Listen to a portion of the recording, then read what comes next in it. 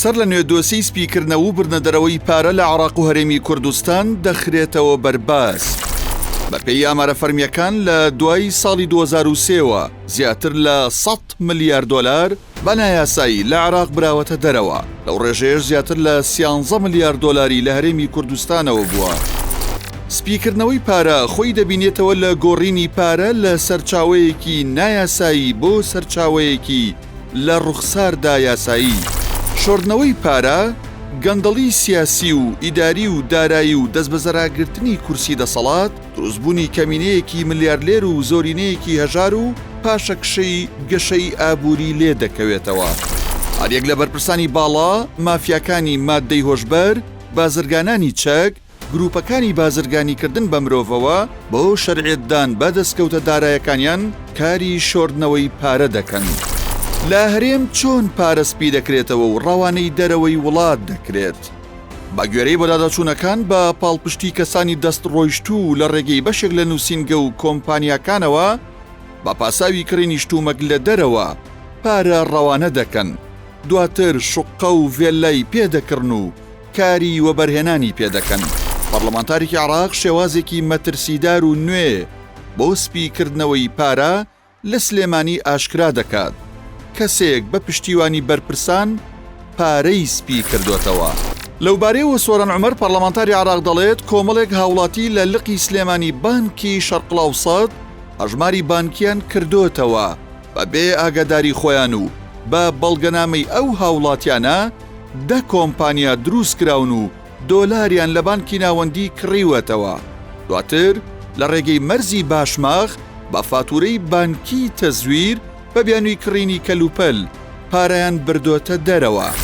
هاوکات عەلی حەمەد ساڵح پەرلەمانتاری کوردستان لە چاوپێکەوتنێکی کەناڵی پەیامدا ئاماژە بەوە دەکات لە هەردوو زۆن پارە دەبەنە دووبەی و تورکیا و موڵکی پێدەکڕن، پاش ماوەیەک موڵکەکە دەفرۆشنەوە و ئەوراقی بۆ دروست دەکەن، لەو ڕێگەیەوە پارە سپی دەکەنەوە. هەربەپێی ئامارە فەرمیەکان تا کۆتایی ساڵی 2013 داهاتینەوتی هەرێم 9 ملیار دۆلار بووە و لەلایەن دەسەڵاتدارانەوە دیزە بە دەرخۆ نەکراوە، بۆ موچە و پرۆژەش خەرج نەکراوە. 3 ملیار دۆلاری شیرینی نەوتیش خوراوە.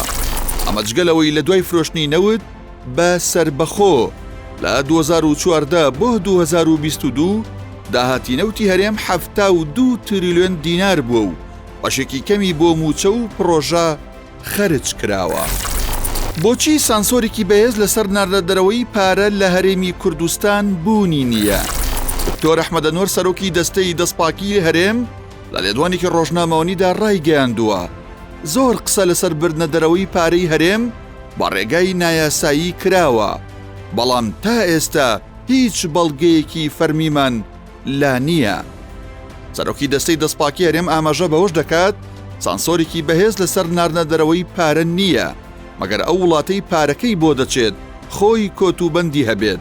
ئەگەرنا پرۆسەی ناردنەدەرەوەی پارە لە ڕێگەی نووسینگە و کۆمپانیا ئەهلیەکانەوە لە هەرێمی کوردستان زۆر ئاسانە. قەبارەی سپیکردنەوە و ناردنەدەرەوەی پارە لە عێراق و هەرێم بە چەندە خەمڵێنرێت.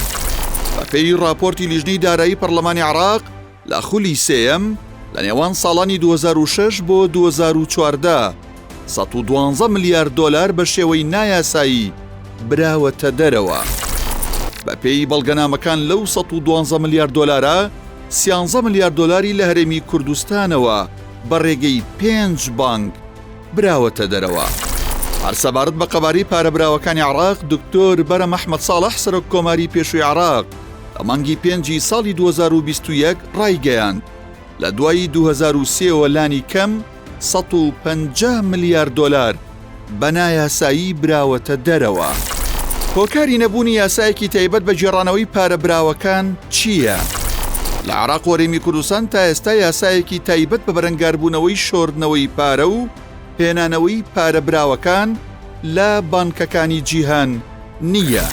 لە مانگی 5 ساڵی 2021 سەرۆک کۆماری پێشووی عێراق ڕۆژە یاسای گێڕانەوەی پارە بەتاڵانبراوەکانی گەندەڵی ئاراستەی پەرلەمانی عێراق کرد، بەڵام تا ئێستا لە ناو پەرلەمان گفتوگۆی جددی لەسەر پرۆژەکە نەکراوە. چەند بانگ لەسەر سپیکردنەوە و ناردنەدەرەوەی پارە دراونەتە دادگا. بە پێی لێدوانی پارێزگاری بانکی ناوەندی لە دانیشتنی پەرلەمانی عێراق لە 19ی دوی 2022 16 بانک و 73 کۆمپانیا لە عێراق وەرێم لەسەر سپیکردنەوە و ناردنەدەرەوەی پارە دراونەتە دادگا و سزا دراون.